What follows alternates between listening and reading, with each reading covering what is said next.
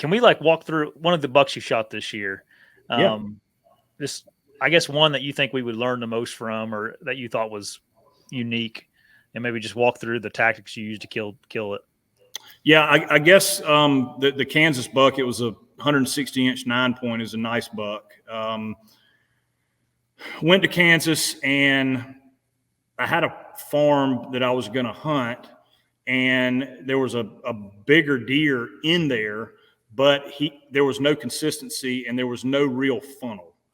There was a creek bed, but where the creek was the property line, and I couldn't get to where I needed to go to kind of spend some time on this buck. I had to hunt the very edge of it. And after figuring that out, this was a piece I'd never hunted. My buddy had a picture of the deer and said, have at it. And so I went in there and I said, man, this isn't going to work. Is there some other property we can go to? And he sent me some.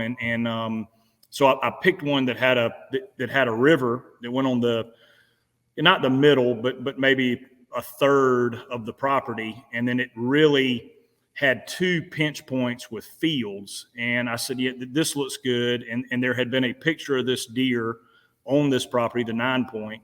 And so what I did is I think you can get away with it. I think one time is I went in and just blew it up.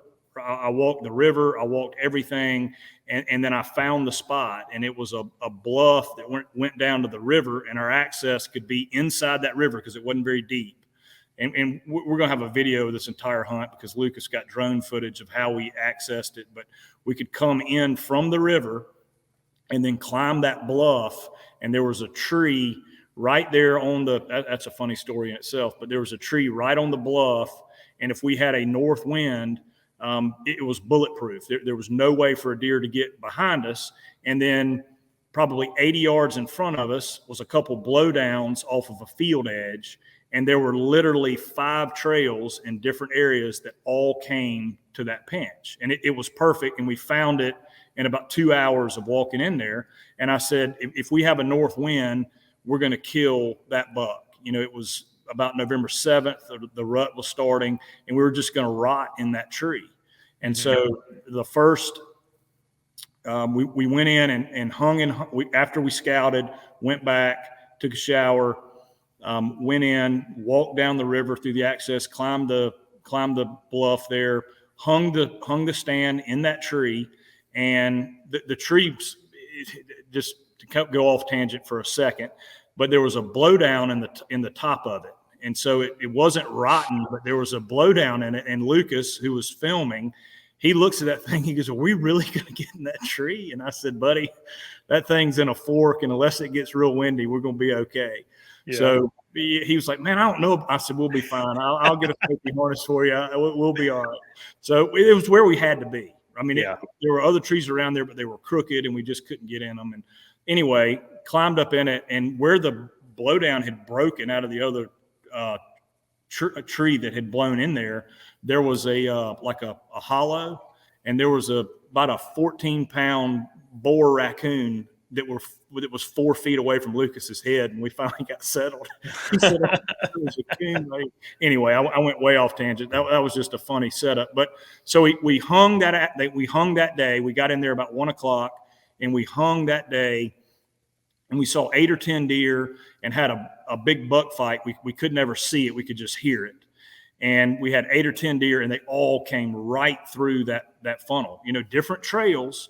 We talk about that. You find, why hunt one trail when you can hunt 2? Why hunt 2 when you can hunt 3? Why hunt 3 when you can hunt 4? And this really pinched down 5 into 1. And so it was just a perfect spot.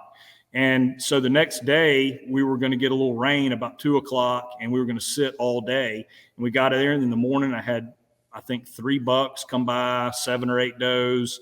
And, they were coming from around the crop fields and stuff, and the bucks were cruising. And the little rain started about 2:00. And at 2:30, I looked, and one of the scrapes that we had seen, he's in it. The 9-point is in the scrape, and he's working it. And he turns and comes right down the funnel, and even closer than I had. He took the closest trail to us, and I shot him at 4 steps, quartering 2, and just dumped him. Jugular, junction of the shoulder and spine into the front side lung, and it just dumped him, right there. And that was the end of him. But that was a property or a spot where if it stays the same, you could kill a big deer out of that tree every single year if you hunted the rut. If there was one in there in that whole travel corridor, if there was a big deer in there, I really believe you could kill him right there every single year.